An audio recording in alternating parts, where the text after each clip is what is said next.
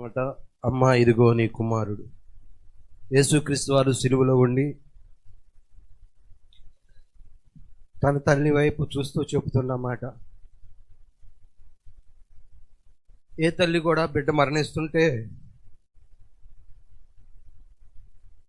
చూడగలిగిన శక్తి ఏ తల్లికి ఉండదు. కానీ యేసుక్రీస్తు వారు అలా సిలువలో వేలాడుతూ ఉంటే ఆయన ఎదురుగా నుంచిన తల్లిని చూసి ఆయన చెప్తున్న మాట. అక్కడున్న శిష్యుని చూసి యెహోవాని, అయ్యా ఇదిగో నీ తల్లి అని యేసుక్రీస్తు వారు తల్లి బాధ్యతను అతనికి అప్పచెప్పాడు. ప్రియమైన దేవుని బిడ్డలారా,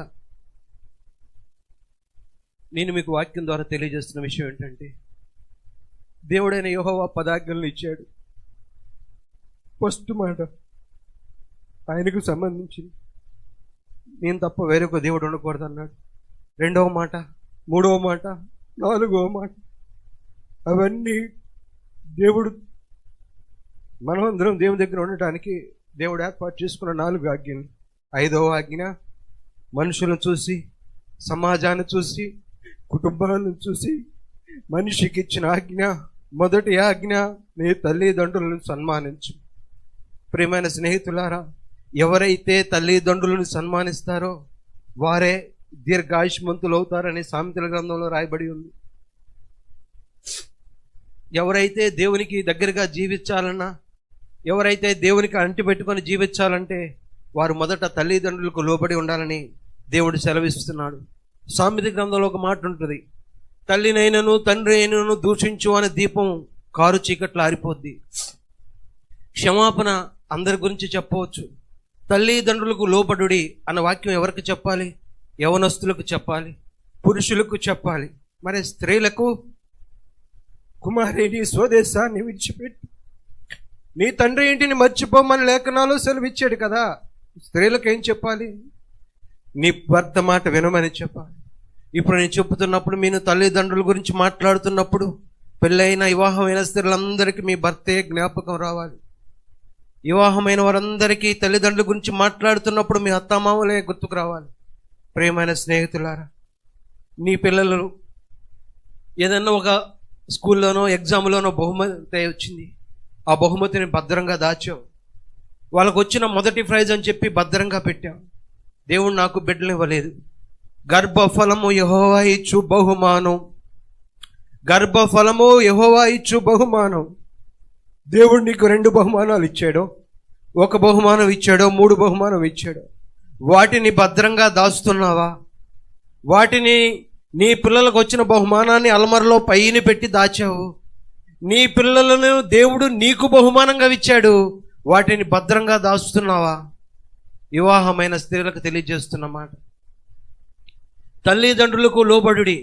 దేవుని ఆజ్ఞ ఏంటంటే, మన సేవకులు, మన దైవ సేవకులు చెబుతూ ఎప్పుడు కుటుంబం గురించే చెబుతూ ఉంటారు. దేనికోసం అంటే, కుటుంబంలో బ్రతకని నీవు సమాజంలో బ్రతకలేవు. కుటుంబానికి ఉపయోగపడని నీవు సంఘానికి ఉపయోగపడవు. కుటుంబానికి, తల్లి తండ్రికి ఉపయోగపడని నీవు ప్రపంచంలో ఎవ్వరికీ ఉపయోగపడవు. అందుకని మన సేవకులు కుటుంబం గురించి రొమ్ము కొట్టుకుంటూ పదే పదే ఏ వాక్యానైనా కుటుంబం గురించి చెప్పేది. ఎంతవరకు లోబడుచున్నావు? దేవుని, నాకు తెలిసిన ఒక అతను ఉన్నాడు. అతను చిన్నప్పటి నుంచి తల్లిదండ్రుల మాట వినేవాడు కాదు, అసలు ఎవ్వరి మాట వినేవాడు కాదు.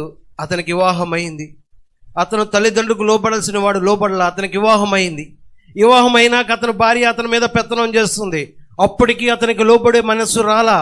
ఆ తర్వాత అతనికి 2 పిల్లలు పుట్టారు. ఆ 2 పిల్లలు తండ్రి మీద తిరుగుబాటు చేస్తున్నారు. అప్పటికి అతనికి లోబడే మనసు రాలా. ఆయనకి కోడళ్ళు, కొడుకు, అల్లుడు వచ్చారు. వాళ్ళు కూడా అతని మీద పెత్తనం చేస్తున్నారు. అప్పటికి అతనికి లోపడే మనసు రాలా. అతని మంచాన పడ్డాడు. అతను హాస్పిటల్లో ఉన్నాడు. అతన్ని పరామర్శించడానికి నేను వెళ్ళాను. అతను నాకు ఈ స్టోరీ మొత్తం అతను చెప్పాడు. అప్పుడు నేను చెప్పాను, మీరు మొదటే మీ తల్లిదండ్రులకు లోబడి ఉంటే మిమ్మల్ని అర్థం చేసుకునే భార్య వచ్చేది. మొదటే మీ భార్య నీ మీద పెత్తనం చేసినప్పుడు నువ్వు ఎప్పుడైనా లోబడే మనసు నీకు వస్తే నీ బిడ్డలు నీకు ఎదురు తిరిగేవారు కాదు. నీ బిడ్డల దగ్గర నువ్వు లోబడే మనసు నువ్వు తెచ్చుకుంటే నీ అల్లుడు నీ కోడలు నీ మీద పెత్తనం చేసేవాళ్ళు కాదు. నీకు లోబడే మనసు రావటం కోసం, నీకు తగ్గించుకొని మనసు రావటం కోసం దేవుడు నీకు తండ్రిని తల్లిని అనుగ్రహిస్తే, ప్రియమైన యవనస్తుల బిడ్డలకు నేను తెలియజేస్తున్నమాట, నీ తల్లిని ఆగు అని నువ్వు అన్నావంటే రేపొద్దున నీ భర్తని ఆగు అని నువ్వు అంటావు. నీ తల్లిదండ్రులకు నువ్వు ఏమీ తెలియదు అని నువ్వు అన్నావంటే రేపొద్దున నీ భర్తకు నువ్వు ఏమీ తెలియదని అంటావు. అర్థం చేసుకో, లోబడే మనసు ఇవ్వడం కోసం దేవుడు నీకు తల్లిదండ్రులు అనుగ్రహించాడు. తల్లిదండ్రుల దగ్గర లోబడు. నిన్ను ప్రేమించే భర్త నీకు భర్తగా వస్తాడు. అతనికి కూడా లోబడలేదా, నీ బిడ్డలు నిన్ను పరిపాలిస్తారు. వాళ్ళకు కూడా లోబడలేదా, నీ అల్లుళ్ళు నీ కోడళ్ళు పరిపాలిస్తారు. వాళ్ళకు కూడా లోబడలేదా, నీ మనవడు మనవరాలైనా నిన్ను మీద పెత్తనం చేస్తారు. వాళ్ళకి లోబడలేదా, క్యాన్సర్, ఎయిడ్స్, రోగం, కిడ్నీ, అప్పుడైనా లోబడాలి. అదేదో తల్లిదండ్రుల దగ్గరే లోబడితే ఒకటో తరగతిలో నేర్చుకుంటే ఏ బాధ ఉండదు, సిగ్గు ఉండదు. పిహెచ్డి చేస్తూ డిగ్రీ కంప్లీట్ చేస్తున్నప్పుడు ఒకటో నుంచొని డయాస్ మీద చదవాలంటే అవమానం, సిగ్గు. దయతో అర్థం చేసుకో. తల్లిదండ్రులకు లోబడకపోతే ఒక ఎడిసన్, ఒక మైకిల్ ఫారడే, ఒక సైంటిస్టులు అందరూ వాళ్ళ తల్లిదండ్రులకు లోబడ్డారు. అందుకే వారి దీపాలు ఆరిపోలా. ఎడిసన్ చనిపోయాడు, తల్లి చాటును పెరిగాడు, అందుకే ఆ లైట్లు అలాగే వెలుగుతూ ఉన్నాయి. వారి దీపాలు ఆరిపోలా. ప్రియమైన యవనస్తులారా, వివాహమైన స్త్రీలారా, పురుషులారా, నీ తల్లి నిన్ను ప్రేమిస్తున్నట్టు ఈ ప్రపంచంలో ఎవరు ప్రేమించరు.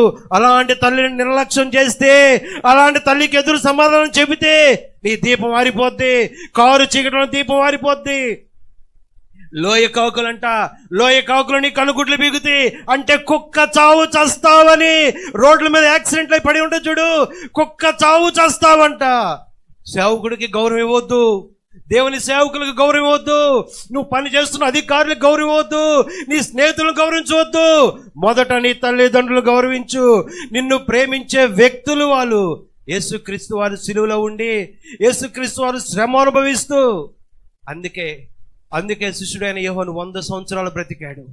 ఎందుకంటే వాక్యం నెరవేరాలి. తల్లిని తండ్రిని సన్మానించేవాడు దీర్ఘాయుష్మంతుడు అవ్వాలి. అందుకే మరియమ్మను అప్పగించిన యోహాను 100 సంవత్సరాలు బ్రతికాడు. నా దగ్గరికి నా స్నేహితుడికి వచ్చాడు, అన్న మా పిల్ల పుట్టినరోజు బాగా చేసావన్నా. ఎంత వయసు? 3 సంవత్సరాలు అన్నా అన్నాడు. మీ ఆవిడ చీరంత 6000, నీ బట్టలు ఎంత, భోజనాలు ఎంత? నీ పిల్లకి ఏమన్నా పేరు వచ్చిందా? పుట్టినరోజు చేయడం వల్ల నీకు నీ భార్యకు పేరు వచ్చింది. నీ తల్లికి పుట్టినరోజు చేయవయ్యా, నీ తల్లికి పుట్టినరోజు చేయి.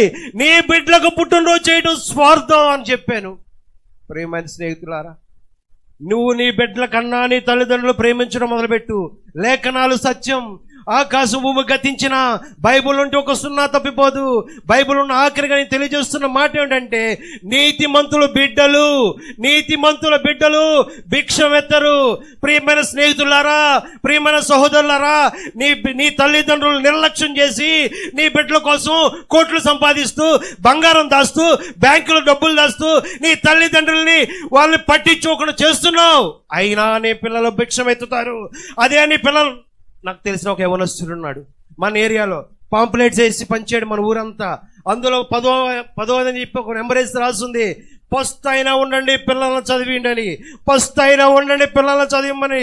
నేను చెబుతున్నా, పిల్లలను చదివకపోయినా పర్వాలా, మీరు ఫస్ట్ ఉన్నా పర్వాలా, నీ పిల్లలు ఫస్ట్ ఉన్నా పర్వాలా, నీ తల్లిదండ్రులు మాత్రం నిర్లక్ష్యం చేయొద్దమ్మా. నీ తల్లిదండ్రులను నిర్లక్ష్యం చేస్తే నీ యొక్క బిడ్డల పరిస్థితి నరకానికి దారితీస్తుంది. నీ యొక్క బిడ్డల పరిస్థితి, ఎందుకంటే మీరు చూస్తూ పెరుగుతున్నారు. స్త్రీల గురించి అయ్యగారు ఎక్కువ చెప్పే మాట, స్త్రీ తను చనిపోతూ కూడా బిడ్డకు జన్మిస్తుంది. తాను శారీరకంగా మరణిస్తానని తెలిసి కూడా తన బిడ్డకు జన్మనిచ్చి ఆమె చనిపోవడానికి ఇష్టపడుద్ది. స్త్రీలకు తెలియజేస్తున్న మాట ఏంటంటే, అలాగే మనసును చంపుకొని మీ బిడ్డలకు బ్రతుకునివ్వండి, వారు పరలోకం వెళ్తారు. శరీరాన్ని చంపుకొని జన్మనిచ్చేశారు. You are very great. చాలా గొప్పవారు.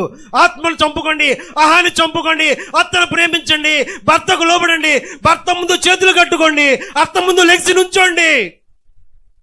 ఇక అంతకన్నా నీ బిడ్డలకి ఏ ఆస్తి వద్దు. అప్పుడు నువ్వు నీతిమంతురాలివి, అప్పుడు నువ్వు నీతిమంతుడివి. సహోదరుడా, ఇక నీ బిడ్డలో భిక్షం ఎత్తరు. చంద్రబాబు కొడుకైన అడుక్కు తింటాడు, జగన్ పిల్లలైన అడుక్కు తింటారు. నువ్వు నీతిగా బ్రతికితే నీ బిడ్డలో భిక్షం ఎత్తరు.